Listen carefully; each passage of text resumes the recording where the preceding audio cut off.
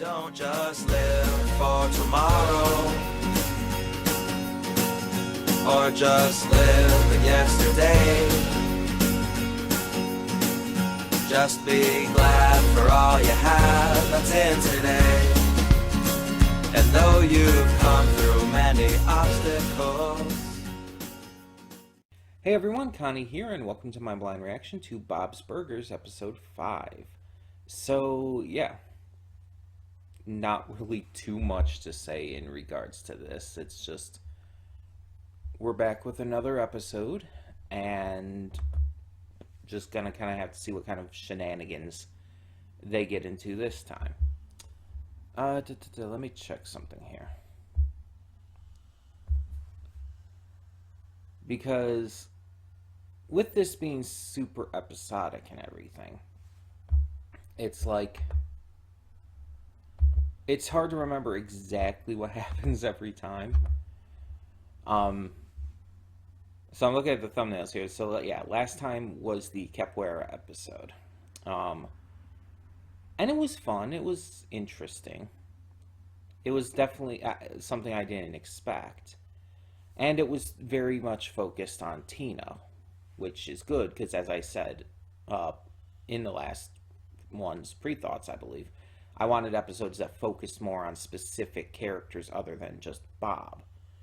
I know we're still very early into the series, but yeah. Now this first season is like 13 episodes. While future seasons get longer runs.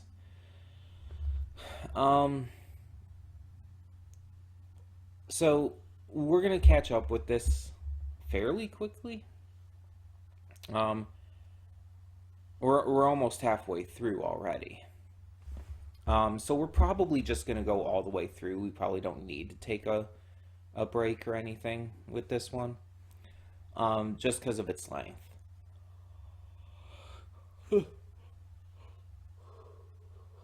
Excuse me. But we'll see.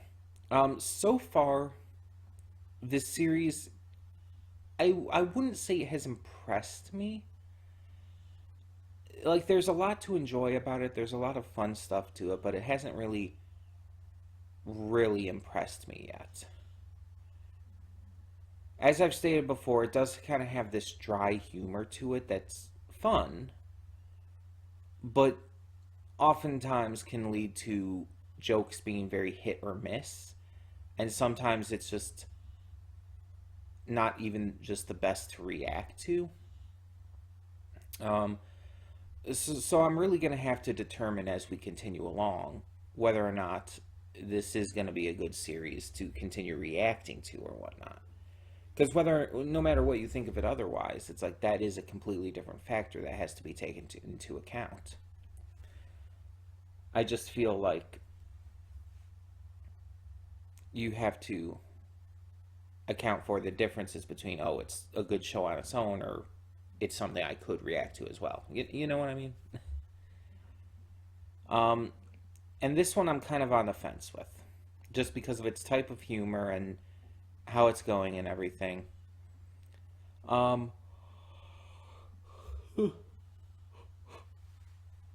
we'll see. We'll see. In the meantime, we're just going to get this started, hope for the best, and see what this episode has in store. So, when the screen fades to black, pause this redirect and go to the description below. Follow the link to the reaction, and after you watch it, come back here to the redirect and resume play. Because after it fades to black, then it fades back in, everything from that point forward will be my afterthoughts and will contain spoilers to the episode. So, that being said, thank you so much for tuning in, and I will see you at the reaction. And we are back, and we'll begin with spoilers in 3, 2, 1, now. So, question. Whose side were we supposed to be on with this? Because if the episode is trying to make us side with Linda, it fails spectacularly. It's like Bob was 100% in the right here. Like, they got robbed. he's right to report that and get that all, handled. And in the case of the robber being back and blatantly admitting to it, he was right to try and, you know, tell someone and everything, and to get the guy arrested. So, why does it seem like the episode is trying to make us side with Linda because her quote unquote dreams were crushed by Bob for, stopping a literal robber? I don't know. I get the entire idea of like following your dreams and wanting to not have anything mess that up. But at the same time, it's like there's certain circumstances where it's like you gotta just kind of push those things aside and just realize you're in reality. It's like nothing about that really worked for me or made any kind of sense. It's like you're being robbed. Don't try to like turn this into like your dreams being crushed and everything. It's like, no. My God. Like, who cares if these stupid people in the audience thought it was part of the show? That's on them. It's like, that doesn't.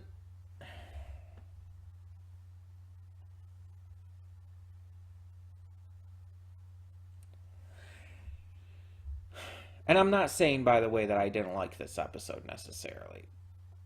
I'm just saying that aspect of it really just... I don't understand. I don't get how this is trying to make it seem like Linda is the victim here. Linda is very much the one causing even more problems, honestly.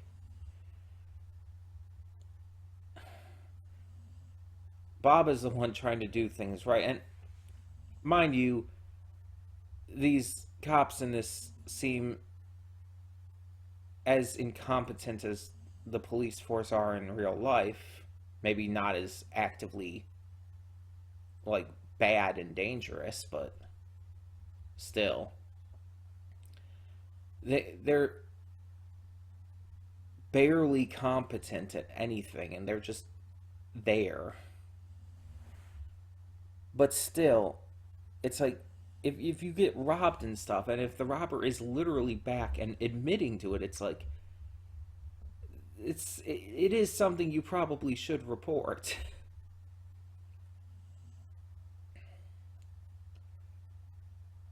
It's just, I'm flabbergasted by this episode's insistence on Linda being the victim here. Like, even in the end, it's kind of, everything is made better by Bob joining in, even if he's bad at it, even if nobody stays around and nobody likes it anyways. It's kind of the idea of it's the thought that counts, but it's like, again, Linda has no right to be upset at Bob for getting this dude arrested.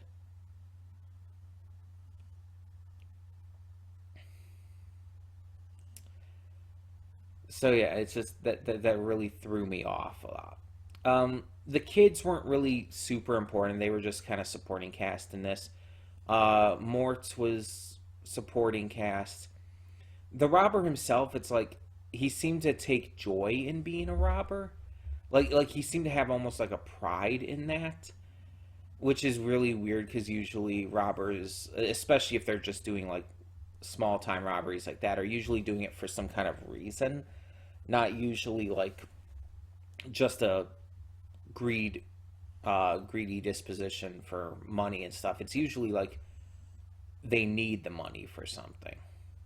A lot of times. Now that's not always the case. It's very different depending on the person, depending on the robber. But a lot of the cases I've heard have tended to be stuff like that. Like a person who's down on their luck will rob a joint because they need the money.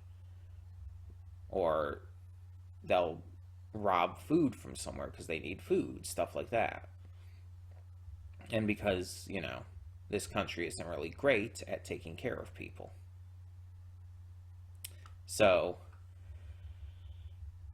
it's weird to see someone who's like actively taking joy in robbing, who actively seems to enjoy it. It's a weird thing to see. Um, he was entertaining enough as a character, though. The dinner theater aspect of this episode was okay. It's like I've never been like to a dinner theater show. It's never really been my thing, I guess. But I've also just never been to one. And so it's like obviously what we saw in this was just like really corny and cheesy and just honestly bad. Um, but it's just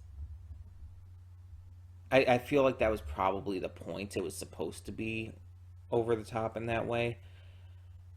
Um, and in that regard, it was okay. And that's kind of what I feel about this episode as a whole. It was okay. It wasn't as good as a couple of the other of the episodes, but it wasn't like terrible. Um, the best part of it, the funniest part of it, was definitely the early joke about the strip club and everything, like where where Linda is trying to convince Bob she's going to a strip club instead of a dinner show because he would like that more, and I think that's actually a really funny joke. Um,